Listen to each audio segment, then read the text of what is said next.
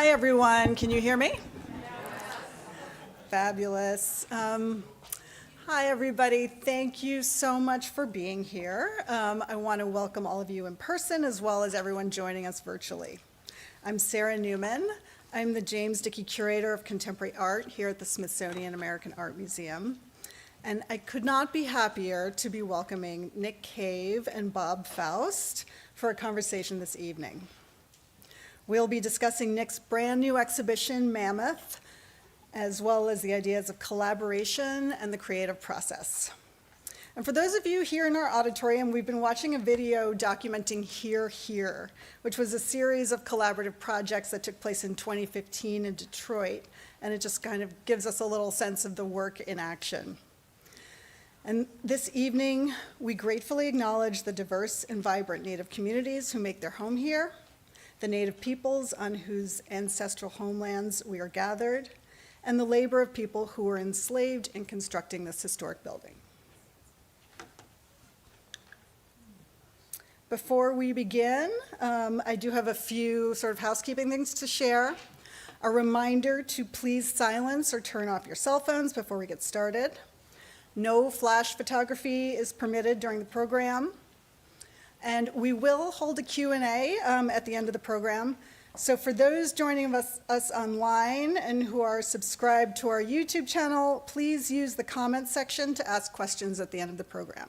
And for everyone here in person, you have a comment card inside your Mammoth field guide, so you can write down your questions, and staff will collect your cards when we get to the Q&A at the end.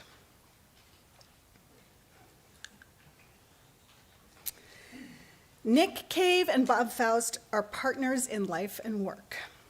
I have had the true pleasure of working with both of them over the past 9 years to realize Mammoth, an exhibition of all new work that we commissioned here at SAAM.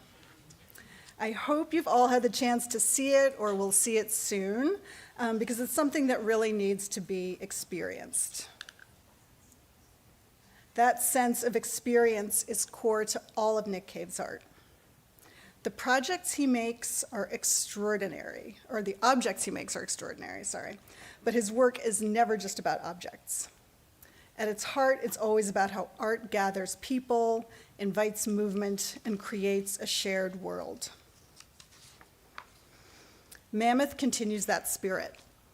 The project is a deeply personal exploration of his own past, but it moves outward, bringing together different skills, memories, perspectives, and histories, and creating something much larger than any one person. So tonight we'll talk about that process, how ideas become objects, how collaboration takes place between studios and makers and museums, and how a project takes on meaning over time. So before I invite Nick and Bob to the stage, I'm just going to give the briefest of introductions. Nick Cave is one of the most distinctive voices in art today. Over the past few decades, he's created a body of work that moves fluidly across sculpture and performance and installation and video and fashion. Many people have encountered his work through his iconic sound suits, elaborate sculptural costumes that both conceal and transform the wearer. Originally conceived in 1992 as a kind of protective armor in response to the police beating of Rodney King and its aftermath, they've evolved into vehicles for imagination, joy, and collective performance. Cave has continued to develop his practice, turning his objects into spaces of engagement and experience, which we will touch upon tonight. Bob Faust has been described as part artist, part designer, and part mediator. But even though that's a lot of descriptors for one person, they don't do justice in any sense to the way that he combines all of these elements so that they become so much more than the sum of their parts. For more than 3 decades, he's led the multidisciplinary studio Faust, which brings together design, architecture, and community engagement. In addition to his independent practice, Faust frequently collaborates with Nick Cave, working with him to create museum exhibitions and performances and citywide activations. I want to say that Bob is also an enormously talented book designer, and he's created the exhibition catalogs for artists, including Mickling Thomas and Vincent Valdez, and he created the exhibition catalog for our own Mammoth, and I just got our first copy today, and so that will be available in our stores very shortly. It's absolutely gorgeous. Together, Nick and Bob founded Facility, a nonprofit multi-use space in Chicago that hosts exhibitions and seeks to build community and change through art and design. I'm so pleased to welcome Nick and Bob tonight.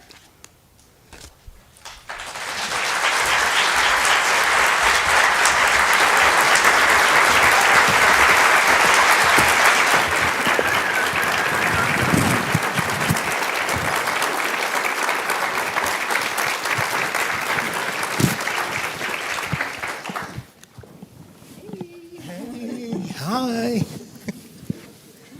Is this on? Yes, it is on. Thank you so much for being here. I'm super excited personally because we spent so much time thinking about Mammoth and working toward Mammoth, but really it's just been on view for only a month. It's only been out in the world for a short time, and every time I go into the space, I have some new thought and some new questions, so I'm just excited to be able to ask some of them now. So Nick, if it's okay, I'll just begin with you first. So many people know your work through the sound suits, and your work has evolved so much since then, but it seems that there's a core that you started working with in those objects, and I'm wondering if you could speak a little bit about the ideas in Mammoth that maybe developed from the sound suits. You know, it's interesting. I was just sort of standing backstage and was seeing the end of the clip of the video, and I was thinking just about that question. But I think what it is that in this particular exhibition, it's really me celebrating that I come from a family of makers. And it's really sort of, from woodworkers to seamstresses to musicians, poets, painters. And so it was really sort of, and those small influences combined make up this Mammoth sort of extension of myself. But I think within this show, when I think about lit history, which is the table that has all the objects on it, it's really building the same way. To me, it's like when I look at that, I think I see it as an object, one object.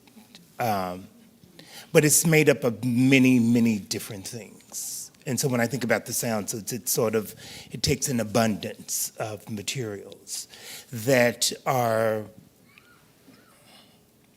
assembled or renegotiated what they were, what they are now. So it's really about collective memory. It's about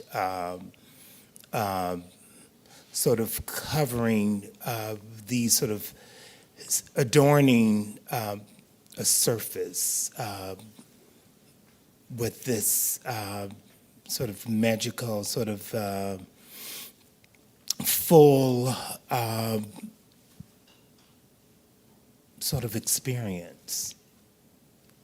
So many ways to go with that. I'm just going to show some images from the studio. Yeah, this was about 2 years ago, when the objects that are now in Mammoth were sort of coming into formation, and they weren't just ideas, they were coming into objects. But this was like 5 years into thinking about Mammoth, 5 or 6 years into thinking about Mammoth, and I'm curious, if you can speak a little bit about the first images and ideas you had when conceptualizing Mammoth. What was in your mind? I think the first ideas, I was really thinking about my grandparents and just the influence that they had on my upbringing. It's interesting as a kid, and like your grandmother's like making, baking, or it's the state fair, and she's like baking for the state fair, and she wins the prize. And so I'm like, as a kid, like, whoa, what's going on right now? But it's just really sort of like that kind of those moments where when I think about it, it's really her illustrating her craft. Or when, like, my uncle would do a painting, and it would be this grand reveal. So it was like, so there would be like a pig roast around this reveal of this painting. So I'm like, so all of that comes with the sort of experience, that it's really sort of a sort of family, a sort of a experience that becomes full, and it becomes whole, and it's like in support in these sort of ways that really are sort of emotionally lovely. It's just these sort of lovely sort of gestures and acknowledgments that I think really was really the beginning of that. And thinking about, like, the china cabinet and the sort of things that were inside of there that I could just admire, but I could never touch. And so I'm interested in sort of like low art, high art, and sort of tossing those ideas around and bringing relevancy to, and when I think about art school, and like that would not be considered art, but it's really is and was for me. And so nothing's off the table. And it's really sort of me sort of thinking about that, and thinking about, like, when I first learned how to macrame, and I made my mother some macrame clogs, and she just like was just all about it. Or like I never made her a card. I never bought her a card. I always made them. And so just this sort of the gravity in terms of just how, like, the expression that she would, or the performance around how that made her feel was sort of like, as a kid, I'm looking up at her and I'm like, whoa, this little thing, this size, provides this type of reaction. And so for me, it was just sort of all of those things sort of like, I was overwhelmed with emotion around the importance of the handmade. And then one of 7 boys, in hand-me-downs, I was not having it. I was just like, I can't wear that. So I started cutting up and reconstructing garments, at the age of like 12. It's so interesting because what you're talking about is like the birth of your kind of creative impulse and your creative process, and how, like, the kind of gravity of art and creativity and what it brings to your life, and you're talking about the actual traditions that you learned from your relatives, and macrame, and all of these things that are inherent to your process and have been a part of your work for decades. But now what seems to be different is that you are explicitly, you're linking them to your family in a very direct way, and your past, and you're talking so explicitly about that, and Mammoth is really about those, about what your family gave you, and about how you developed in that environment. And I'm wondering what made you think that it was the right time to be much more explicit about that. I think it was really when I realized that that the work in this show couldn't be for sale. So it made me think about like, what does that mean for me, in terms of like what will I make? And so I think sort of understanding that, it really sort of allowed me to sort of step back and to sort of think about the way in which I work. And how do I sort of talk about a moment in time that is relevant to me? And to think about, when I was up there today and I was, it's amazing for me to think about, I'm sort of honoring the fruit of their labor in this sort of extraordinary way. It's like, it's so much memory. It's so many places that I can sort of connect in sort of time and the value of time and the sort of insignificance of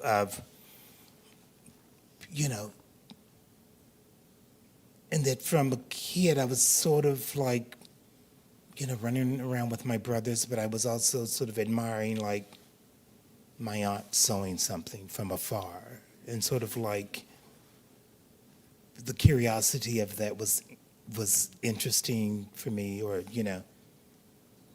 when we were in the sort of church choir and at rehearsal, and my grandmother's leading the choir, and just sort of like just that image of like her in that sort of position, and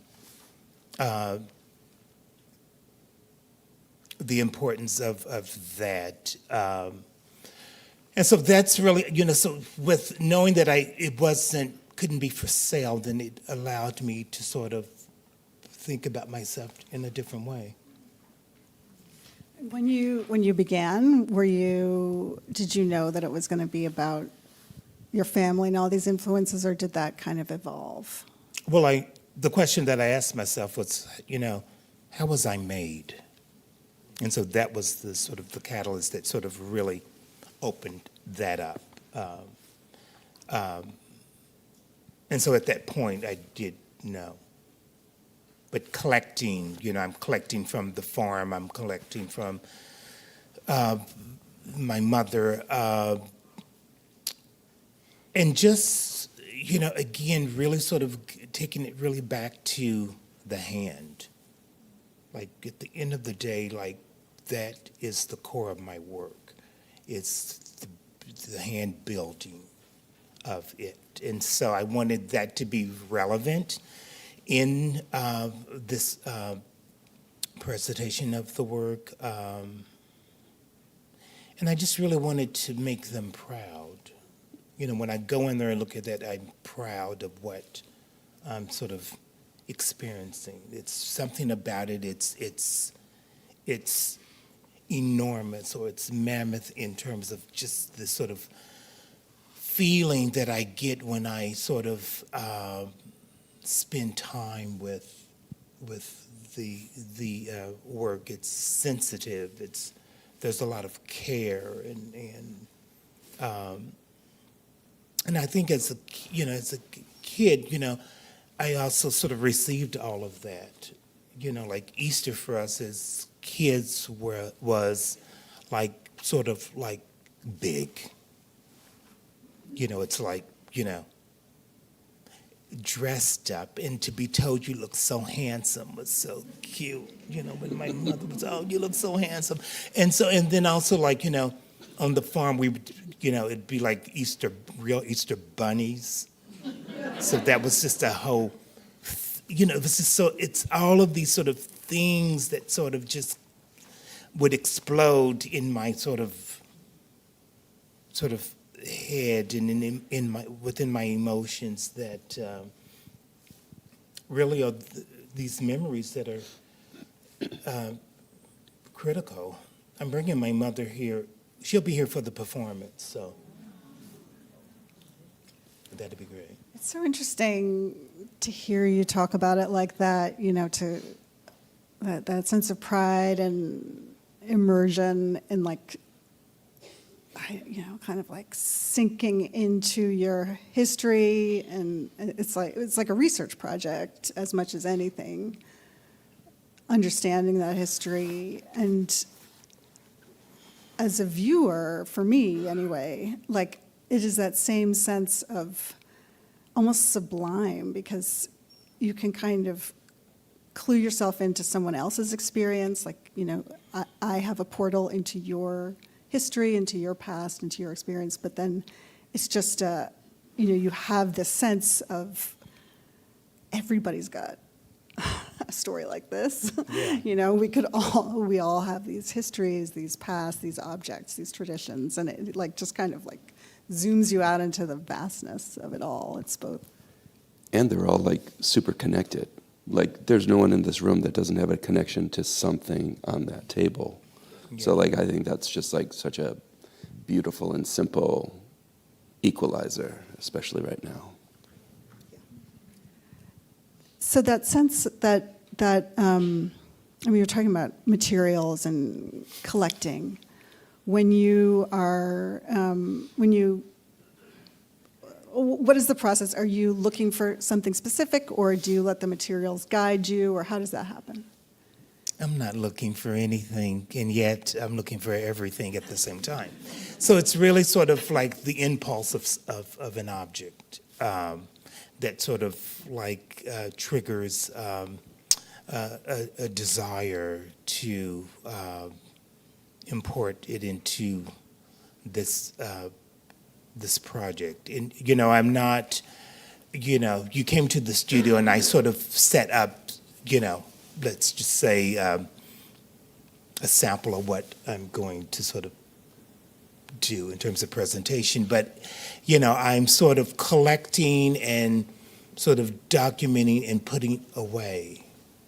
So it's never a moment in my studio where all of this is ever all out. But I know, when I found, the cherry pie and the lemon pie,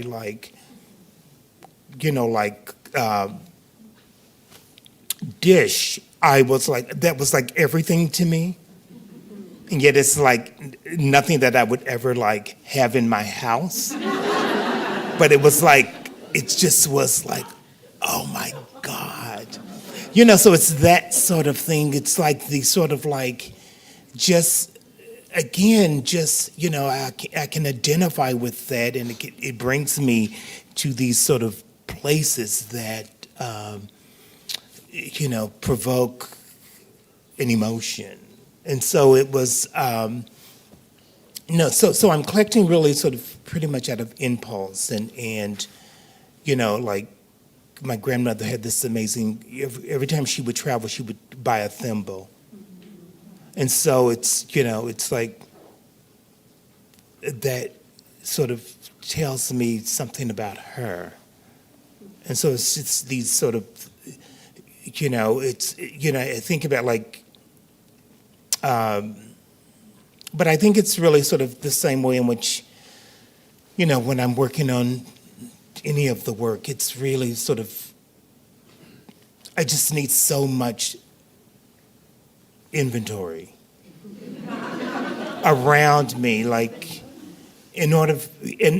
I work the best when I have to have everything there in order to then build the work. So when we came here, I'm sure you were what is going on with all this? When you had to check all of this inventory in, you had no idea, do you have a drawing of what you're going to build? And we were no. So we're just going to make it in the moment. And it's really how I work. And it's really sort of somehow I had to convince you to trust me in that process. Because I got here and it's, it's this sort of light table this island that was there, and I'm like, do I have enough material? Or, hopefully I have enough material. And, I had ideas of the order of things, like what has to happen first. But it was really, and I was, I knew what had to happen first, but I had no plan. So you say that. But I did have a plan. You say that you came in and there was this huge light table, but like, you're leaving out the part where you said, 9 years ago, there will be an 800 square foot light table in the center. Yeah. So that was part of it. So this sort of leads into the next question, which I'm interested in. which is, as you sort of referenced, the relationship with the museum is such an interesting one. And the more I think about it, the more interesting it is. You think about, this project started 9 years ago, and in that time we had a pandemic, we had multiple government shutdowns, we had different museum directors, we had different presidents, we had, Smithsonian bureaucracy and, issues with our fire marshal, and we had, at the last minute, a massive snowstorm, and we did. We didn't understand that we did. Coming from Chicago, it was a little hard to understand DC in the snow. They said we couldn't come to install on the snow day. And we were like, we have to install.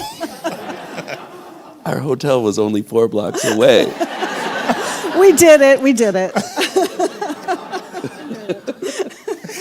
And anyway, these things, all of them were incredibly difficult to navigate at the time and incredibly frustrating. But, kind of looking back on it, it gives you this appreciation for, the endeavor that it takes to realize an artist's vision, the mammoth nature of it, the privilege of it, just how many moving parts there are. And, just from your side, you have everyone in your studio, you have your fabricators, you have your gallery, we have our registrars, we have our exhibitions department, we have our lighting designers, we have so many departments in our museum, and, all of these different parts and all of these different people had to come together to make this happen.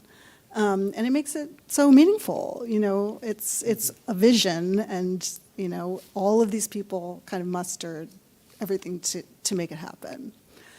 And Bob, you were at the center of that. You were from the museum. You were really our main point of contact the whole time.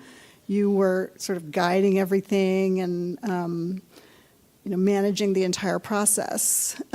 So, what does that look like on your end? How do you see your role? Yeah, in this situation, I think my most important role was making sure that his creative space, his brain space, was always kept as clear as it could be. You to a degree kept the things that you could from me, and then I kept the hard ones from him in order to allow, Because Lord knows I would explode probably. Yeah, let me step back. I think the most important thing for me to do was to make sure that everyone felt comfortable, that he had a clear understanding of what he wanted to do, and we didn't have to worry about it being fully a Nick Cave exhibition, and making sure everybody was understanding to the degree that they could what it was going to be, and wanting to help see this thing through to its greatest potential. And that was fully realized the minute we all walked in the first day, and you felt everybody was on board to take the time and to listen to the lead and kind of dance as we all built this thing together, move out of the way for this, come in and help here. But everybody wanted to see that thing fully, fully realized. And once we got into the room, there was never a no. The 9 years going up to it was a lot of questions, right? It was a lot of questions, but the original idea never changed. Never. In that period of time, which was, I never thought about it until, I think we talked about it when we were installing that this has always been the idea. And in the sort of like, I don't really share like my thoughts and ideas right away with Bob. I'm processing and I'm thinking and I'm sort of researching. So I'm sort of not really it's just very loose and, because I'm really sort of trying to really understand like what is it that I'm making. It's really so beyond the objects. It's much bigger than that. And so I'm sort of trying to sort of grapple with what does that look like as a solid artwork. So, I mean, like, that's one artwork. It's, it's made up of 1,000 things, but it's one artwork. It's not 1,000 things. How many is it? I don't know, but it's many, many, many, many. That's just it. Y'all wanted everything itemized going in there, and we're like, I And we think were like, it's got to be 1,000 marbles. There's so many funny things, but like I also think that that's a really interesting thing. He doesn't tell me everything, but we sit and have dinner every single day, and so we talk about things in this big abstract way, and I could start to build an image of what that is. It's not always 100%, but that's how I'm able to answer your questions to the best of my ability. So interesting. I'm going to play, like, we have the time-lapse video of the installation, like a little bit of the installation. So I'm just going to play it in the background. Well, there's that. There you go. Yeah, so, I mean, it's so funny because now, yeah, I'm going to get distracted by this too. But when, I mean, to me, looking at the work now, understanding it now, seeing it whole, it's like the ideas are so powerful and they're so resonant and there's so many connections. And I like watching those connections kind of come into formation during that time was such a fascinating process for me because I still don't know, how fully developed they were in your consciousness from the beginning. I mean,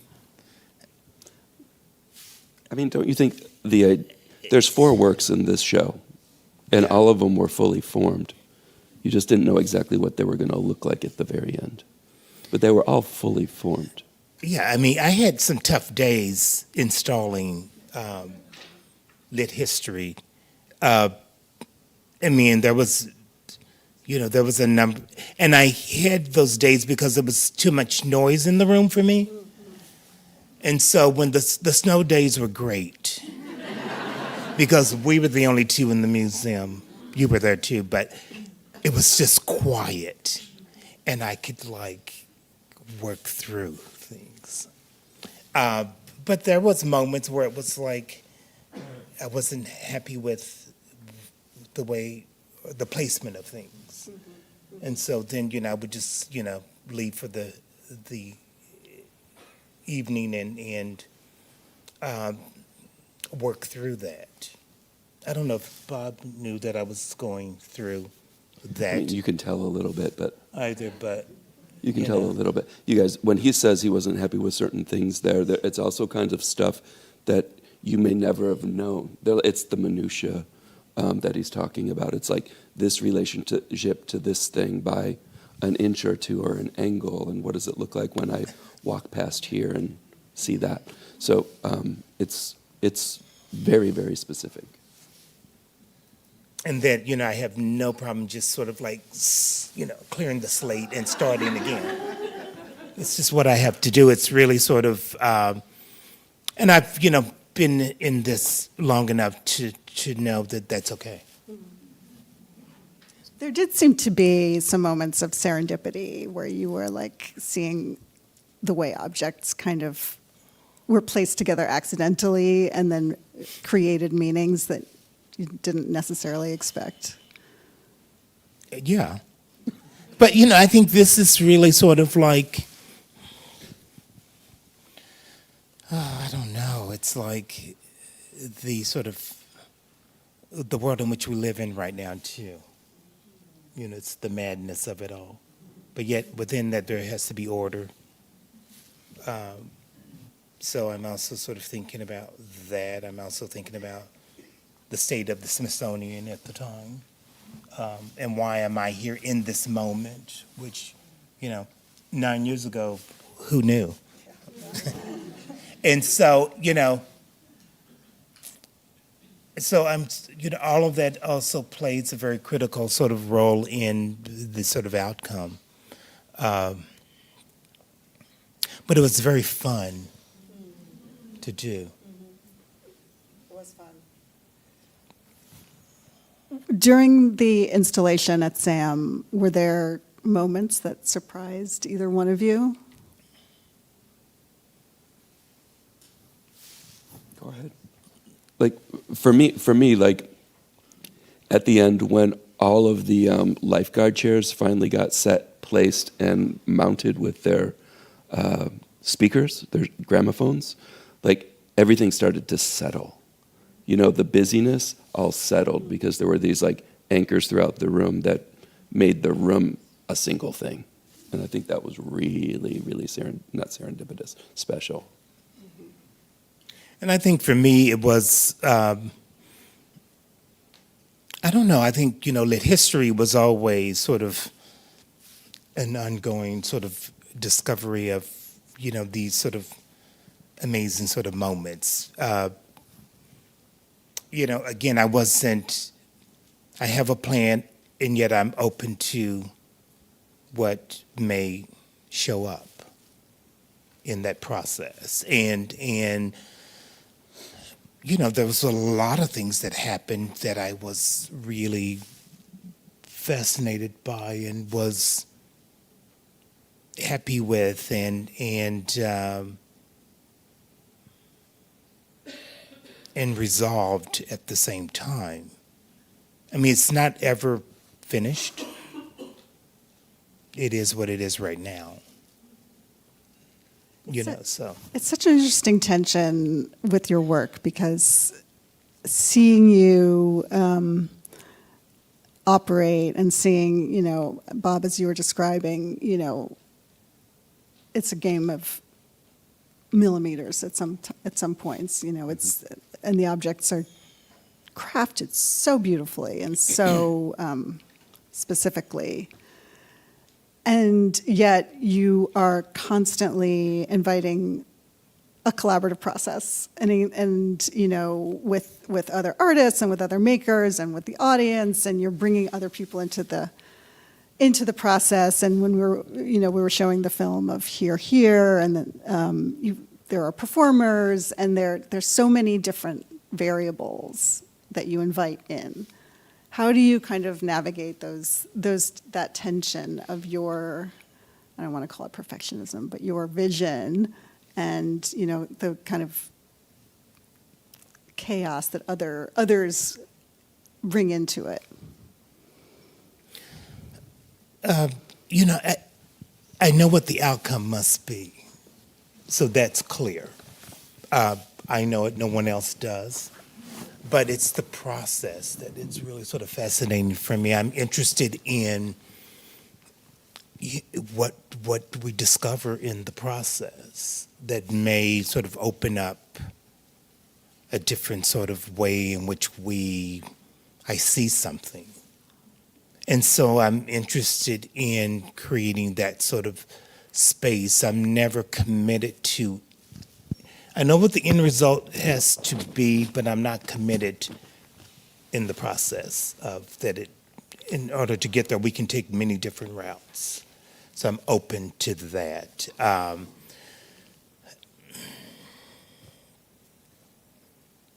Yeah, I mean, I think about like the performance that we're doing here in September. Is it September? October 24th. Okay, October 24th.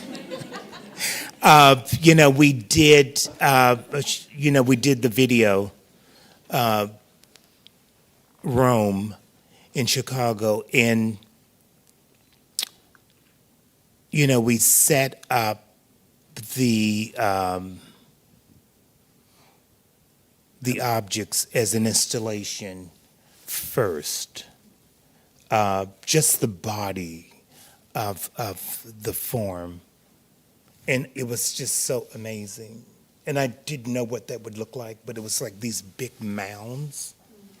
And they had such an amazing spirit and feeling about it that it sort of like, I learned something about that work in that moment. And so, again, it's like and so that has led with how we will open up the performance here. That you will walk into the space and it'll appear to be these sort of rock formations. And so I'm interested in just sort of, again, this idea of just sort of material and things morphing and being built in the moment and what that sort of reveals. Can't you also say that, to your collaborative question, that you're also always enjoying being surprised or delighted by what that other person brings to it? Like, even the light table, A Lit History, is a collaboration with, his own ancestors making work, but also found objects, and that wasn't finished. And so, like, there is that surprise and delight of yourself building it in the moment, the same way that a performance in Detroit or the performance we do here, we won't be able to tell you exactly what that's going to be until that week that we do the residency.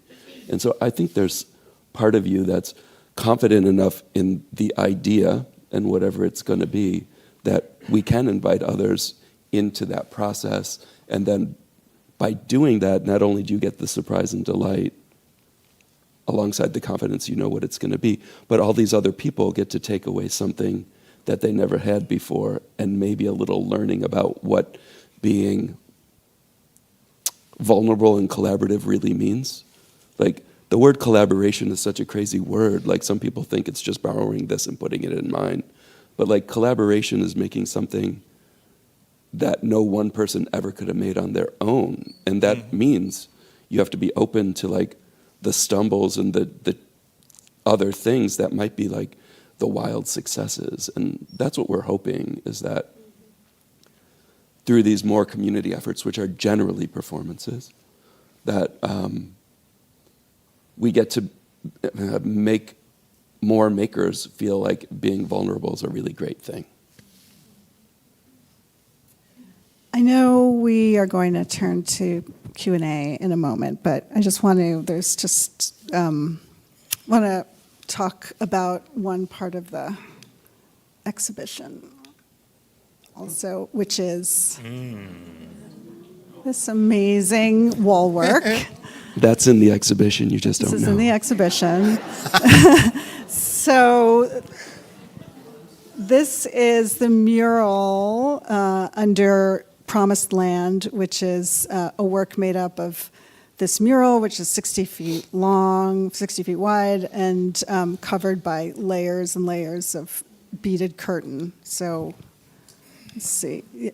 And here we are installing the beaded curtain. It took many of us to, and I'll play that. I think we can see some of that go up. this kind of layers, heavy layers of beads. But, underneath it is this beautiful wall work that, Bob, you designed. And it's glorious. It's all these images that are kind of central to the theme of the show. It's images from Nick's family farm, and it's the pies, the prize pies, and the irises and birds, and there's a hog, and it's glorious. And we put up the wall work, and we lived with it for like a week and a half. And that was the work to us, and it was gorgeous, and we loved it. And then, when you started installing, it became this completely other thing. Here it is originally. And then it became this other thing, and each layer was a different thing. And it just accrued this richness. Yeah. And it became, even more profound. But the original thing went away, kind of, although it's still there, and it completely infuses everything. And, it wouldn't be the same work without the wall work. Totally. So that's one of the things, he knew he wanted to make this, and this is one of the first responses to, I think, your first walkthrough, where he wanted to do this landscape, or a reaction to the landscapes in the collection. And so this is that landscape. And he was going to use these beaded tarps as the layering, but as you can see, they're very porous. And you layer them, and they get more dense, and they get more dense, but they still are porous. So there's these little peek-through windows no matter what. And we were talking about what it's about. And so he was talking about, this is about life on the farm and going to my grandparents, and it's like memories of those days with me and my brothers laying on the grass and looking up at the starry night sky, and it's like going back in for pie afterward, and it's my grandmother's irises that flooded the front of the yard. And he's like, that's what this thing is about. And that's when we started talking about the first layer being the DNA of that idea. And we fill up all of those little nooks and crannies with all that DNA, which are just memories, right? They're all pieced together memories anyway, but they are the color that fills all those spaces. And without that, the depth would be much less. We'd be looking at the beaded layers. This really confuses you, but I think in certain ways, something more is back there. And then also I'm thinking about really what was happening at the museum in terms of history being erased. And so here, this is sort of implying that too, that, with these layers, one after another, it gets pushed down. But underneath, it's still very, very present. And history never gets erased. Yeah, it never goes away. Yeah. No matter what you do to it, it's always there. And that's how Mammoth, the performance, came about. I think about it, I think about how much of our own lives we don't remember. Like my daughter doesn't remember her first 5 years of life, but it's still there. It's this kind of substrate underneath us all that informs everything we do. So I'm sure we've got tons and tons of questions that people are itching to ask. So I will. So fast. It is. It goes fast. Do you want to hand me the question? I think we're going to be reading the questions. But we can keep talking. What do you, just as a kind of final question, what are you hoping that people will get out of Mammoth when they visit it? What will they experience? What do I hope people, I think what I'm interested in is just the conversations that are had I can imagine like standing around lit history, and that you may be standing next to someone you don't know, and yet you're able to identify something, and there's a conversation that starts to develop from just being sort of together in that space, in that sort of moment. And that it sort of, again, it's this nostalgic sort of memory that, how does it bring you to moments in your own sort of personal life and time? And to sit quiet in the space. Yeah, but that's the opposite of what I noticed, and that's a question for you, Sarah. When we went in there today, there were a lot of people milling about and looking at the show, but it also was loud. Like, there was a lot of talking, and in general, when you walk through a contemporary art museum, it's pretty quiet, or two people are whispering, and there was a lot of conversations. Is that normal, or was that just today? No, that is normal. The really wonderful thing that it's just so gratifying to see is that people are drawn to this work, and there's like almost no barrier. People get it right away. There's like a point of entry for kids, for anyone. There's no there's just no barrier. There's conversations and connections that are just sparking all around it, which is like really fun to see. So we have some questions. The first one is, Mammoth is about collective memory. Can you say more about the collective aspect? What do you think your 11-year-old self would say if he knew you would make this? And does anything surprise you from your vision to the final exhibition? Well, I think, does anything surprise me? Yes, I think just sort of,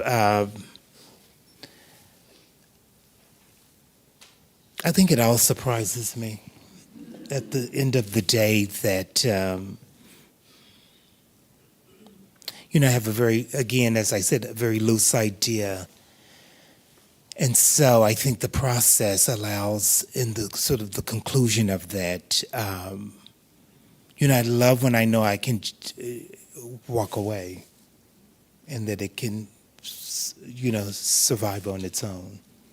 So I think, knowing that when that moment sort of happens, that is,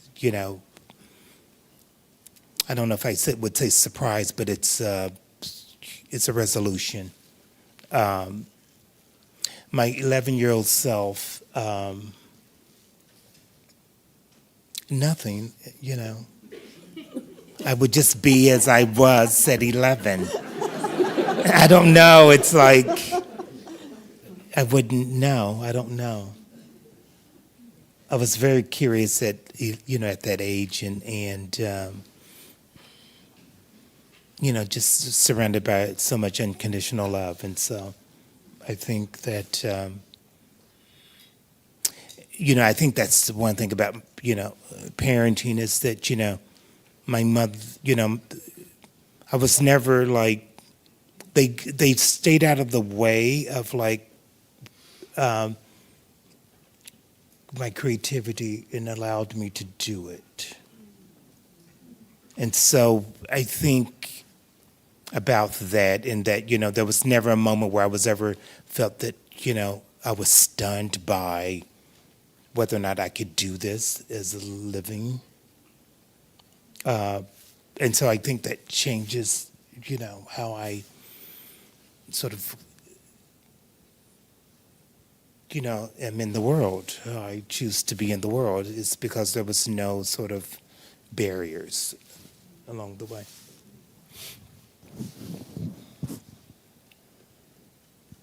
I'm trying to think of how to phrase this. Do you think your 11-year-old self would have recognized, was this the work that you wanted to make as an 11-year-old? Well, of course not. Never in a billion years. I mean, at 11, did I think that I wanted to be an artist? I don't I don't know. I knew that, you know, when a parent is raising 7 boys, you know, I knew my mother knew that I was content when I was like coloring. So she knew, like, okay, he's fine, let me go, you know, pay more, you know, give this one more attention. So I knew she knew that. And so I think it's just that sort of thing, is that, you know, paying attention to, you know, like what sort of brings content to an 11-year-old kid. I mean, but I was not ever good in sports, so that was not going to happen. I knew that. That wasn't the question. What? That wasn't the question. I know, but I mean, But you're a dancer. So you have lifeguard chairs that, to me, to the writer, represent protection. They seem to be guarding the middle shrine of objects and memories. Why do you feel the need to protect those memories? I understand the significance and value of memories, but to me it seems like you may feel like those memories are at risk. If they are, then why? And why are they so heavily guarded? my God. Look, I'm going to give that to Bob. I was like, you already know the answer. Wow, that's. I know. It's true. Look, but you have described those to me as twofold, partially as protection, but also as surveillance. So that almost everything, like titles, everything has a double meaning, and he kind of leans into that. And there's also this bit about water. There's no water there, right? But there's a feeling of that, and that also has this great unknown. We were talking about that earlier. Like, some people gravitate toward it and want to get under it and into that alternate universe, and some people are afraid of that alternate universe. I think that's bringing all of those things to this space. Yeah, and I think that, I'm also sort of interested in, I think we all have to protect these, our history and the moments that sort of have sort of made us. I think we all have to think about, like, our parents, our grandparents, they all had influences, and how do we, honor that, treasure that. And so it's really about, again, sort of allowing that to be, it's protected, but yet I'm willing to share that as well. Such a major element of the, this is the final question we have here. Oh, this is our last question. What's that? A big stack. Oh, no, we're not. That's not happening.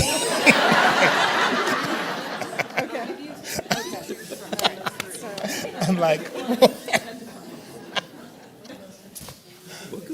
Maybe two more questions. So, such a big part of the lit history is the canes that ring the entire platform. So can you tell me about the memory around the canes? well, the canes are operating as a connector. So, like, if we were in a space and yet you were at a distance from me, how could we sort of, what device could we use to connect? So if I had a cane and you had one, we could hook together. And so again, it's really about, how do we continue to sort of send this sort of energy and sort of link ourselves together and sort of unite. So it's operating as that. It's really sort of corralling and sort of operating as a sort of as a guard around the whole premises of the piece. You know, Bob, I think you can probably develop another book with all I these like questions. the idea of doing something with all the questions. Yeah, well, we can save them all. Totally. Okay, so here's a question looking toward the future.